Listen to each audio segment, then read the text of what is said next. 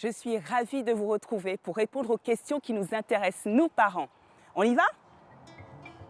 Aujourd'hui, au Maternelle d'Afrique, nous irons à votre écoute pour discuter de la circoncision. Puis, les enfants de la récré nous donneront leur définition de l'école.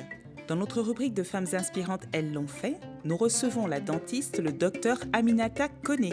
Et pour commencer, nous allons répondre à vos questions sur l'alimentation dans notre rubrique Miam Miam.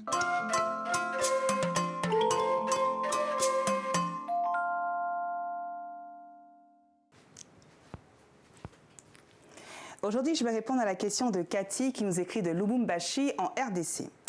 Alors, Cathy se demande quels aliments privilégier pour avoir beaucoup de lait.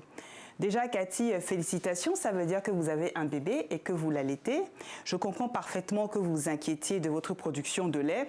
Quand j'allaitais ma fille, c'est que je faisais très attention à dormir en même temps qu'elle. Moi, le simple fait de la regarder, déjà, ça déclenchait ma production. Voilà, je ne sais pas si pour vous ça va marcher, mais pour moi, ça marchait. Et puis, je consommais de la bière sans alcool. Bon. Après, ça, c'est les petits remèdes de grand-mère. Et docteur Amenito nous dit quoi? Il nous dit qu'il y a deux aliments phares qu'il faut privilégier, notamment l'avoine. Dans l'avoine, vous avez du fer. C'est riche en fer. On a remarqué que certaines femmes qui souffrent d'anémie peuvent avoir moins de lait parce que l'anémie peut avoir un incident sur la production de lait.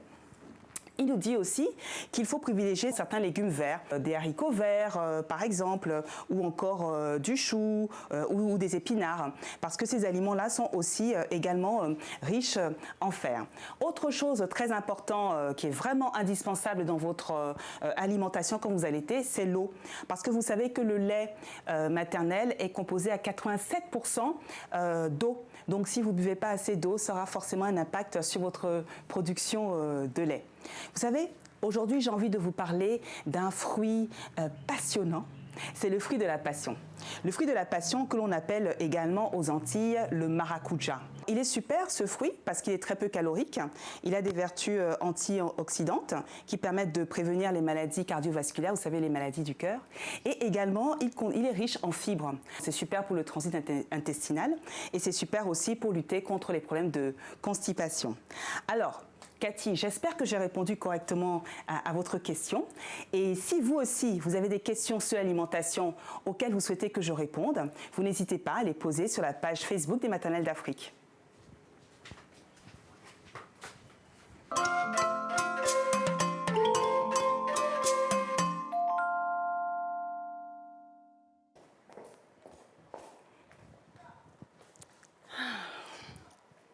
Alors, vous savez, quand j'ai su que j'étais enceinte d'un garçon et que mon mari s'est posé la question de est-ce qu'on va le circoncire ou pas? Parce que mon mari n'est pas africain et donc dans sa culture, la circoncision n'est pas forcément une obligation. En France, la question se pose vraiment, est-ce qu'il faut circoncire les enfants? Même, vraiment, ça a été difficile. Et puis le temps a passé et puis finalement, on ne l'a pas fait. Et aujourd'hui, on va parler de ça parce que culturellement, quand même, en Afrique et même aux États-Unis, on ne se pose pas la question. Il y en a certains qui le font pour des raisons hygiéniques, il y en a d'autres pour la religion. Après, il y a le qu'en dira-t-on, il y a le regard des autres. On va parler de tout ça aujourd'hui. On vous a posé la question sur la page Facebook des Maternelles d'Afrique, vous parents, si vous aviez circoncis votre garçon, et vous avez été 88% sur 49 personnes à nous dire oui. Donc, aujourd'hui, je reçois Marianne. Bonjour Marianne. Marianne, bonjour. Vous avez 33 ans. Vous êtes téléassistante et vous êtes la maman de 2 enfants, Eve Yael qui a 3 ans et Liam Caleb qui a 5 mois. Là, j'ai réussi à dire les prénoms. Pardon, dites-moi. Effectivement. Effectivement, d'accord. Donc là, c'est bon. Jusqu'ici, tout va bien. Je reçois également Tania. Tania, vous avez 31 ans. Vous êtes assistante de direction. Oui. Et vous êtes la maman de Evan, qui a 5 ans, et Keiran. Voilà, vous voyez. Kéran qui a 3 semaines. Oui. Ouh, 3 semaines, oh là là, c'est un petit bout. Oui. Ah, bienvenue. Merci d'avoir laissé Kéran pour venir témoigner. C'est moi. Merci Tania. Et je reçois le docteur Bruce avec une affection toute particulière parce que vous savez, docteur Bruce, c'était mon pédiatre. Et c'est le pédiatre de mes enfants. Alors, c'est vraiment avec grande joie que je le reçois ici. Docteur Bruce est togolais et vous êtes le patron de la clinique Sainte-Hélène à Lomé. Bienvenue, Docteur Bruce. Je suis vraiment ravie de vous recevoir sur le plateau des Maternelles d'Afrique. Merci. Alors, je commence par vous, Marianne. Marianne, vous avez circoncis votre fils? Oui. Pourquoi? Bon, d'abord, c'est la religion Oui. et puis ensuite, la tradition. D'accord, donc c'était culturel C'était culturel et et religieux. religieux. Comment Oui. ça s'est passé? Ah, Ah, c'est un gros sujet. oui. En étant, j'ai accouché par césarienne. Et avant de sortir, je me suis rendu compte que ce n'était pas fait. Donc j'ai approché la direction et on m'a dit non, le gynéco dit que le bébé est encore tout petit, donc on va attendre. D'accord. Le rendez-vous de 1 mois, on est venu et il a dit non, on va encore attendre. J'ai dit d'accord. J'étais vraiment stressée parce que je n'ai jamais assisté à ça, je ne sais pas comment ça se passe et j'étais seule à la maison. 2, 3 mois, 4 mois. Et on a appelé le gynéco, il a dit oui, maintenant vous pouvez venir. Et à 4 mois, on est parti à la clinique. D'accord. 4 mois, vous êtes parti et là, vous avez procédé à Oui, l'acte. oui. Et comment ça s'est passé? J'avais peur. Donc j'ai dit à mon mari, tu m'accompagnes, tu nous accompagnes. Au départ, il a dit non, je travaille, je suis occupée. Et je lui ai dit, mais je ne peux pas. Et il a dit, d'accord, comme tu as peur, on va partir ensemble. J'ai pleuré un peu. Il faisait pitié, il pleurait, tout ça. Et puis bon, c'est passé, on est rentré à la maison. Et vous êtes rentré à la maison. Dites-moi, docteur, combien de temps il est conseillé d'attendre pour circoncire? À partir de quand le fait-on? Quelle est la meilleure période? S'il y a une meilleure période? Merci Angela. D'abord, merci de m'avoir invité sur ce plateau et merci d'avoir rappelé qu'on se connaît depuis très longtemps. C'est un honneur. Il n'y a pas un moment préférable. Tout dépend de la dextérité, de l'habileté de chaque intervenant, de chaque chirurgien et des habitudes. Mais il est conseillé de faire cette circoncision dans la première année qui vienne au plus tard, sans quoi un enfant plus âgé vit très mal cette opération. Ce qu'on peut comprendre, parce qu'il est Tout à conscient, fait. bien sûr, c'est un peu traumatisant.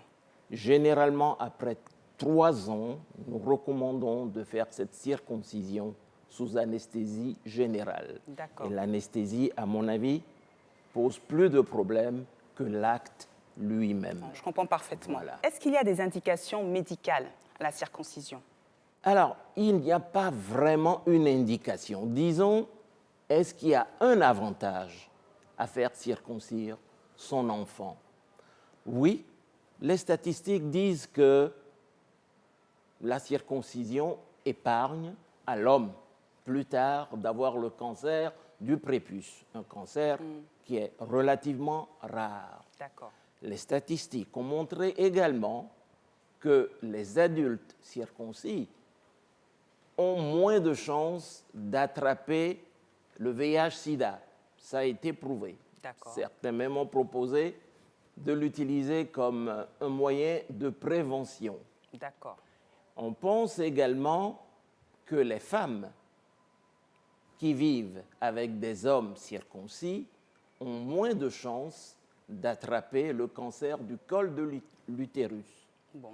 Voilà quelques éléments qui nous disent qui vont en faveur de la circoncision. Autrement, c'est un acte dont l'origine est plus très lointaine, bien entendu, mais c'est plus culturel Oui. que vraiment médical. C'est ouais, d'accord. C'est Voilà. vraiment dans les mœurs en fait. Exactement. C'est habituel. D'accord, très bien. Alors, et vous, ma chère Tania, comment ça s'est passé pour vous, votre expérience de la circoncision? Ben moi, j'ai eu mon premier enfant, un garçon, qui a maintenant 5 ans. Ça s'est bien passé. Donc déjà, vous l'avez fait pour quelle raison? Bon, je l'ai fait pour les mêmes raisons que ma consoeur, si je peux le dire. Vous l'avez fait en clinique? Vous l'avez fait à quel moment? Je l'ai fait à la maison. À la maison. Je l'ai fait circoncier par un Haoussa, comme on le dit en Afrique. Voilà, là, ça m'intéresse. Donc, ça s'est passé quand c'était un Haoussa. Il a fait ça comment exactement? Mon mari, il s'est fait circoncier par un Haoussa aussi. D'accord. Et donc, il avait préféré que son fils aussi se fasse circoncier de la même manière. Donc, on a pris attache avec un Haoussa dans le quartier. Il est venu à la maison. Il a circoncis l'enfant. Je vous ai dit au 8e jour. Le rituel autour, Ça fait un peu peur. C'est quoi le rituel autour? C'est-à-dire, on met la bassine, la baignoire dans laquelle on lave le bébé Oui. devant le circonciseur, si je peux le dire ainsi. Oui. Et il faut une personne pour attraper le bébé, écarter les jambes du bébé. Et puis, il attrape le bout de chair qui dépasse. Et puis, avec le sécateur, si on peut dire, il coupe la peau. Il est tout bébé, il pleure beaucoup, il saigne également. J'ai pas pu le regarder, puis j'étais à côté, parce que c'était le premier bébé, donc j'avais un peu peur. Et ça s'est bien passé, il a vraiment, vraiment bien cicatrisé. Ah, Docteur Bruce, Oui, que pensez-vous de cette méthode de cette House? méthode Oui. Aoussa. Oui. Entre des mains expertes, c'est une bonne méthode. J'y ai assisté moi-même parce que je tenais à voir. L'expert qu'on a fait venir, il a pris le prépuce, il a tiré et d'un seul tenant, l'a enlevé. L'enfant, il avait enlevé, ce n'est qu'après que l'enfant s'est mis à pleurer. Et on obtient, à l'âge adulte, un produit bien plus beau et bien plus fini. Je dois l'avouer. Mais je dois vous dire qu'il faut avoir la dextérité et tout le monde n'est pas capable de faire l'acte tel que moi je l'ai vu. Le grand risque, c'est les saignements. Et quand l'enfant se met à saigner, ça peut être catastrophique. Nous récupérons des enfants qui ont été vus par ses confrères, entre parenthèses, et qui ont énormément saigné. Et puis, si la sepsie n'est pas bien faite, l'enfant peut être infecté. Qu'est-ce que vous appelez asepsie? Si les mesures d'hygiène, Voilà. si la propreté autour de l'instrument qu'il a utilisé et la peau de l'enfant n'a pas été bien nettoyée avant qu'il ne coupe, et même après, l'infection peut survenir. Voilà les risques, mais fait dans de bonnes conditions, j'avoue que la technique Aoussa peut être une alternative. Oui, je comprends. Je voulais vous poser la question, Marianne. Vous, comment s'est passée la cicatrisation? Ça s'est bien passé. En 5 jours, il avait déjà cicatrisé presque. Donc, est-ce qu'on vous a donné donc des soins à Oui, faire? oui, Voilà, comment ça oui. s'est passé ces 5 On jours? nous a dit à l'hôpital, on lui porte des couches normalement, comme d'habitude. On ne le lave pas pendant 3 jours. On le lave à partir du 3e jour. Et on lui fait son pansement. Le premier pansement était à l'hôpital et après à la maison. Et en 5 jours, c'était déjà bon. Et vous, en tant que maman, après ces 5 jours-là, vous êtes détendue? Oui, oui. Après le premier pansement, même, c'était bon. Voilà, à la maison, on lave l'enfant normalement, on lui met sa couche, on fait juste ce qu'on a l'habitude de faire, comme on traite le cordon, on nettoie, on met la poudre, on lui porte la couche et puis c'est tout. Et vous, Tania, comment s'est passée cette cicatrisation? Ben, la cicatrisation s'est bien passée parce qu'ils ont toujours un rituel, hein, comme je le dis. Le premier jour, quand il a coupé, il nous a donné une petite poudre, une poudre qui est faite, quand je lui ai demandé, il m'a dit c'est fait à base d'écorce d'arbre. D'accord. Voilà, donc c'est été épilé, c'est vraiment fin. Mais on ne sait pas quel arbre. Hein. Non, C'est juste je ne écorce sais pas. d'arbre. Voilà, il nous a dit juste à base d'écorce d'arbre. D'accord. Et donc, il nous a conseillé de mettre la poudre sur la partie qui était circoncise. Et au bout de 3 jours, la cicatrisation s'est faite normalement. Oui, il a très vite cicatrisé, il n'y a pas eu de saignement. Et moi-même, j'étais étonnée. Donc, j'ai récidivé pour le second Alors, bébé. justement, pour Kiran, alors comment ça s'est passé pour Kiran? Pour Kéran, j'ai fait appel au même monsieur. Là, j'étais plus sereine parce que j'avais déjà vu pour l'autre. Donc, j'étais plus sereine. Super. Docteur, quels sont les soins à pratiquer pendant cette phase de cicatrisation? Oui, vous avez eu beaucoup de chance d'avoir une cicatrisation au bout de 3 jours. 5 Je ne jours. peux pas vous garantir le même succès dans un temps aussi court. Aussitôt après la circoncision, il faut remettre le bébé à sa maman qui doit le calmer parce que c'est quand même un acte assez traumatisant pour l'enfant.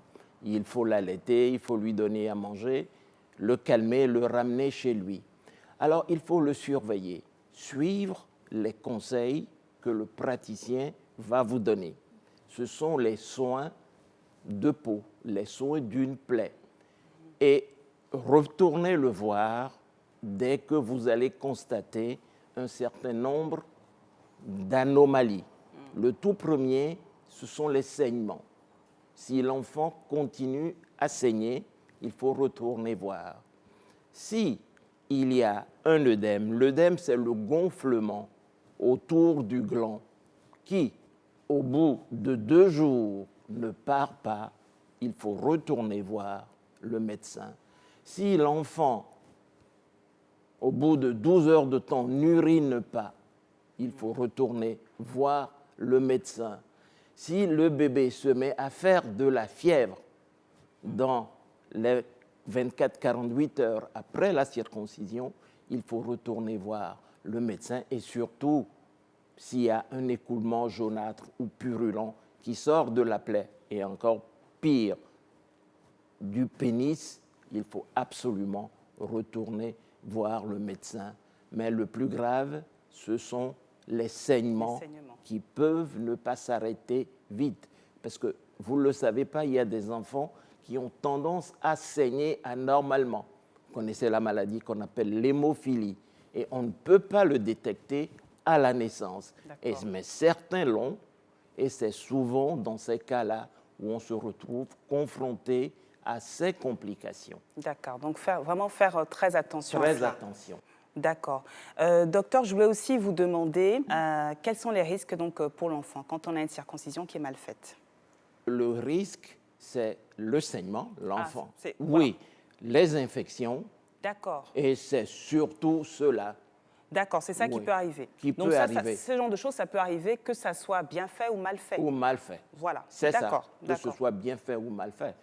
L'autre risque, c'est de couper le gland chez une personne qui n'est pas habile, de couper la tête du pénis. Parce que la façon dont le Haoussa l'a fait que j'ai vu, j'avais eu très peur parce qu'il l'a fait d'un seul tenant sans même regarder ce qu'il y avait en dessous. Il aurait pu entailler ça, mais il avait l'habitude. Waouh. Ouais, d'accord. Voilà. Quelles sont les contre-indications à la circoncision? Voilà. Il en existe quelques-unes. D'abord, il ne sert à rien de se précipiter à faire la circoncision à un enfant qui ne va pas bien. Il y a des enfants qui naissent, qui ne vont pas bien, chez qui on a détecté d'autres anomalies. Un enfant avec une cardiopathie, un enfant qui a une autre maladie qui n'a rien à voir avec son sexe ou sa circoncision. Il fait de la fièvre, ce n'est pas la peine de se précipiter. On traite le cas et ensuite on s'occupe de ça. Mais il y en a une sur laquelle je voudrais revenir. C'est une malformation du pénis qu'on appelle l'hypospadias. C'est le nom. Tout simplement, l'ouverture du méa urinaire, l'endroit par lequel sort l'urine, n'est pas au bout du gland, mais se situe en dessous. D'accord. Et dans la plupart du cas, le pénis, au lieu d'être droit, rigide, fait un coude. OK. Donc, plus tard, quand l'enfant va grandir, le chirurgien va faire une plastie pour mener le canal par lequel sort l'urine jusqu'au bout en utilisant le prépuce. Donc, en aucun cas, ne pas faire de circoncision si l'enfant présente cette anomalie. Et ça, le Haoussa, je ne sais pas s'il connaît bien, mais il faut consulter. Pour le reste, c'est surtout un problème culturel. Merci, docteur. Vous savez, moi, ce que je comprends, c'est que c'est vraiment une question de choix, c'est une question de choix de parents, de là où vous habitez, de vos habitudes de famille, vos habitudes religieuses, culturelles. Le plus important, c'est de le faire dans de bonnes conditions, s'adresser à des experts, des gens qui ont l'habitude de le faire, qui en ont fait beaucoup, parce que plus ils en ont fait, et puis mieux ils le font, que ça soit dans une clinique ou effectivement donc, chez les Haoussa ça, comme l'expliquait Tania tout à l'heure. Et puis donc attention à le pratiquer sur un enfant qui est en bonne santé et qui ne présente pas de malformation du pénis. Voilà. Bien écoutez, Mariam et Tania, merci beaucoup d'être venus au Maternelle d'Afrique. Ce fut un plaisir de vous recevoir. Docteur Bruce, je suis vraiment émue encore une fois de vous avoir reçu sur le plateau et j'espère vous recevoir très bientôt. Merci à vous. Merci. Alors là, je vais retrouver une femme inspirante, mais avant ça, la récré. On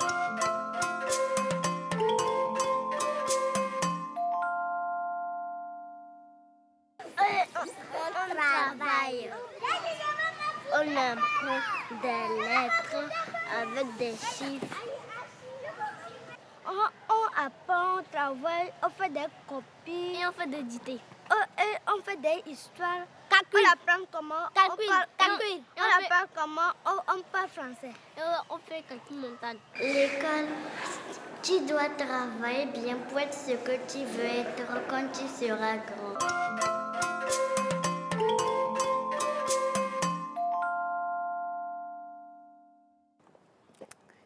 Bonjour, docteur Koné. Bonjour, madame. Alors, vous savez quoi, docteur?